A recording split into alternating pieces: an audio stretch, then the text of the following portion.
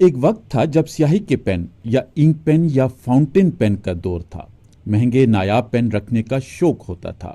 Parker اور اس طرح کے دیگر پین تحفے میں دیے جاتے تھے۔ اب ان کا استعمال نہ ہونے کے برابر ہے۔ لیکن ایسے لوگ بھی ہیں جن کے پاس نایاب اور قیمتی انک پین یا سیاہی والے پین کا خزانہ ہے۔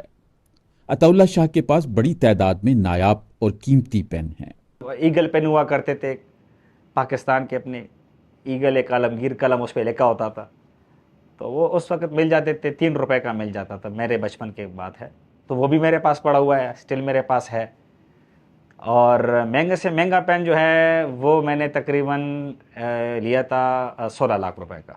پاکستان میں تو یہ ہے کہ پاکستان میں تھوڑے سے مشکل ہو جاتے ہیں، وہ جو پرانے جو ریپیئر کرنے والے ہوتے تھے ان کے پاس اکا دکا مل جاتے تھے، اور اس کے علاوہ جس طرح کہ ہمارے پاکستان میں لنڈا آتا ہے تو اسی کے ساتھ ایک دوسری بھی آتے ہیں جو گھریلو سامان جو استعمال شدہ ہوتے ہیں وہ باہر سے آتے ہیں، تو اس میں آ جاتے تھے، اکا دکا پین آ جاتا تھا اس میں، پارکر کا، شیفر کا، تو ادھر سے ہم خرید لیتے تھے۔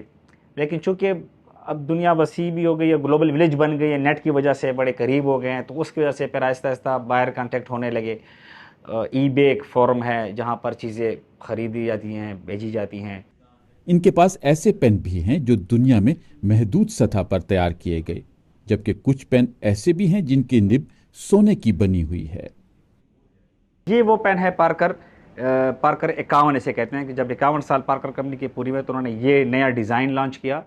تو ایک تو یہ لانچ جب ہوا تو 1939 میں ہوا، جو کہ جنگ بالکل شروع ہو گئی تھی، ورلڈ وار 2 شروع ہو گئی تھی، تو اس کے بارے میں یہ پریڈکشن تھی کہ یہ بالکل ناکام ہوگا۔ ایک تو یہ وقت صحیح نہیں تھا لانچ ہونے کا، دوسرا اس کی نب جو ہے وہ بالکل ٹپ نظر آتی ہے، باقی چھپی ہوئی نب تھی، جبکہ اس وقت تمام پینوں کی نبیں نظر آتی تھی۔ تو یہ ایک اس میں، لیکن سب سے مزیدار بات یہ ہوئی کہ بالکل اس کا الٹ ہوا، اور یہ پین جو ہے دنیا کا سب سے زیادہ بکنے والا پین بن گیا اور سب سے مشہور پین بن گیا۔ یہ لمیٹڈ ایڈیشن پین ہے، جرمنی کا بنا ہوا ہے، راٹن کمپنی کا۔ ٹوٹل یہ 1928 پین ہے، اس پین کا نمبر 1057 ہے، اور یہ پاکستان میں ٹوٹل 2 ہی پین ہیں، ایک میرے پاس ہے اور ایک میں نے ہی اپنے ایک دوست کو، انہوں نے مجھ سے لیا ہوا ہے۔ صرف پین ہی نہیں بلکہ انتہائی قیمتی سیاہی بھی ان کے پاس موجود ہے۔ ان میں سونے کے ذرات ہیں، جبکہ خوشبو والی سیاہی بھی ان کے پاس موجود ہے۔ کچھ یاد ہے آپ نے سیاہی کا پین آخری مرتبہ کب استعمال کیا تھا؟ شاید اسکول میں استعمال کیا ہوگا، کالج اور یونیورسٹی میں تو بال پوائنٹ، پوائنٹر اور جیل پین آ گئے تھے۔ اب کل کیا رجحان چل رہا ہے؟ زیادہ تر جو یہاں پہ کہا جا رہا ہے کہ بس یہی پین استعمال ہو رہے ہیں، سیاہی کے پین کو تو شاید کم ہی لڑکے پہچانتے ہوں گے۔ آئے معلوم کرتے ہیں کہ کیا رجحان چل رہا ہے۔ 1 سے لے کر 2, 3, 4 تک تو یہ پینسل وغیرہ یوز ہوتے، اس کے علاوہ 5, 6, 7, 8 تک اسٹوڈنٹس جو ہے وہ انک پین یوز کرتے، اور اس کے بعد جو ہمارے بورڈ والوں نے جو ای مارکنگ شیٹس وغیرہ کا پروگرام بنائے تو وہ زیادہ تر اسٹوڈنٹس آج کل یا تو بل پوائنٹ سے یوز کرتے یا پوائنٹر یوز کرتے۔ جو پرانے لوگ آ جاتے زیادہ تر یا خوش خطی والے، وہ صرف انک پین کے استعمال کرتے، اس کے علاوہ جو ہے بس سارے یہی بال پوائنٹس اور پوائنٹر وغیرہ۔ پاکستان میں کچھ دکانداروں کے پاس اب بھی قیمتی پین فروخت کیے جاتے ہیں، لیکن دکانداروں کا کہنا ہے کہ اکثر لوگ یہ کسی کو تحفے میں دینے کے لیے خریدتے ہیں۔